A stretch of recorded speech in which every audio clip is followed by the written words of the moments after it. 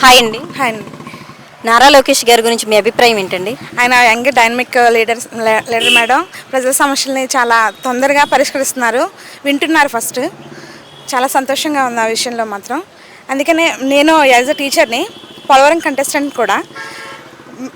మేము మొన్న ఎలక్షన్లోని పోటీ చేయడం అనేది జరిగింది. బ్యాడ్ లక్ నాకైతే రాలేదు. కానీ ఎలా అయినా కానీ లోకేష్ గారి టీంలో నేను ఎలా అయినా వర్క్ చేయాలనేది నా అభిప్రాయం. ఎప్పటికైనా నేను లోకేష్ గారి టీంలో వర్క్ చేస్తాను. ఇంకేంటంటే నేను ఒక టీచర్గా ట్రాన్స్ఫర్ మొన్న 2023లో జరిగిన ట్రాన్స్ఫర్లో నేను చాలా అన్యాయానికి గురయ్యాను. స్పౌజ్ యూజ్ చేసుకున్నప్పటికీ కూడా నా భర్తకి వేరే చోట, నాకు వేరే చోట వేయడం జరిగింది. అది చెప్పడం కోసమే లోకేష్ గారు, ఆయన ఎడ్యుకేషన్ మినిస్టర్ కాబట్టి ఆయన దృష్టికి తీసుకెళ్దామనే ఉద్దేశంతో రావడం జరిగింది. బాబు గారి పరిపాలన 5 సంవత్సరాలు ఎలా ఉండబోతుంది అంటారు? చాలా సొన్నేకంగానే ఉంటుందని చెప్తాను మేడం. నేనైతే ఇప్పటివరకు ప్రజలు చాలా ఇబ్బందులు పడ్డారు. ఈయనకు ఒక విజన్ ఉంటుంది, విజన్ ప్రకారమే ప్రజలకి చాలా సుపరిపాలన అందిస్తారు మేడం. జగన్ గారి పరిపాలనకి బాబు గారి పరిపాలనకి తేడా ఏంటండి? ఆయన పరిపాలన ఏంటంటే బటన్స్ నొక్కడమే. ఈయన పరిపాలన అంటే ప్రజల్లోకి వెళ్ళి ప్రజలకి ఏం కావాలో ఆయనకి తెలుసు.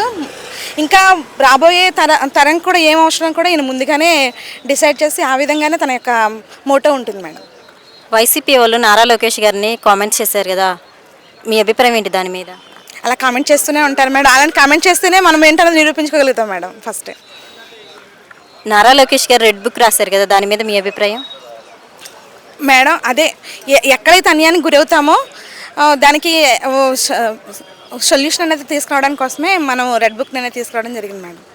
లోకేష్ గారు ప్రజా దర్బార్ ఏర్పాటు చేశారు కదా, అది మీకు ఎలా అనిపిస్తుంది? చాలా సంతోషంగా ఉంది మేడం.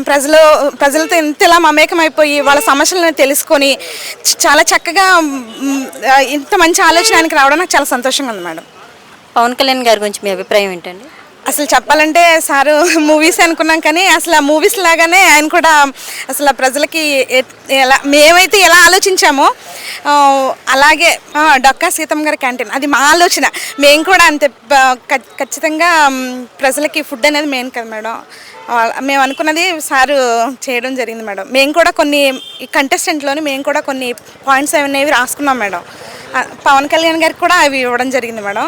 సారు అదే మా తాటిని ఆయన కూడా అమలు చేయడం నాకు చాలా. పవన్ కళ్యాణ్ గారు ఉప ముఖ్యమంత్రి అయ్యారు కదా, మీకు ఎలా అనిపించింది? చాలా సంతోషంగా ఉంది మేడం అసలు. Okay, thank you. హాయ్ అండి. హాయ్. లోకేష్ గారు ప్రజా దర్బార్ ఏర్పాటు చేశారు కదా, అది మీకు ఎలా అనిపించింది? చాలా చక్కగా ఉందమ్మలు, చాలా చక్కగా గౌరవం ఇచ్చారు. అందరికీ మంచి చెడ్లు అన్నీ బాగా చూశారు, బాగా అడిగారు. మీ ప్రాబ్లం ఏంటి అన్నీ చెప్పారు, అన్నీ కనుక్కున్నారు. ఓకే. బాబు గారి పరిపాలన ఈ 5 సంవత్సరాలు ఎలా ఉంటుందంటారు? బాగుందంటాం. ఎలాగుందంటే ఇంకేంటి, బాగుందంటాం అమ్మ. అదే. నారా లోకేష్ గారి గురించి మీరేం చెప్పాలనుకుంటున్నారు?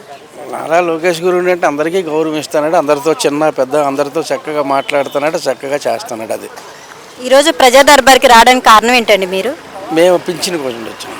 వైసీపీ వాళ్ళు ఓడిపోవడానికి కారణం ఏంటండి? వైసీపీలో ఓడిపోవడానికి కారణం అంటే తెలిసిందే కదా అందరికీ. అనేక పరిపాలన ఏంటి, ఎక్కడ చూసినా రౌడీజం ఇవన్నీ మొత్తం ఇవేగా, ఇంకేముంది. నేను బటన్ నొక్కాను, స్విచ్ నొక్కాను అనడమే కానీ ఎవరికైనా ఏమైనా ఇచ్చారా? అంతేగాని ఇంకేం లేదు. లోకేష్ గారిని పప్పు అన్నారు, ఇప్పుడు నిప్పయ్యారా? అది రోజే మేడంకి తెలియాలి. అది రోజే మేడం గారికి తెలుస్తుంది కదా తర్వాత, ఇప్పుడేం కాదుగా, తెలుస్తుంది. 1 సంవత్సరం 2 సంవత్సరాల్లో పప్పు ఉప్పు ఏదో తెలుస్తుంది ఆమెకి. అది. Okay, thank you.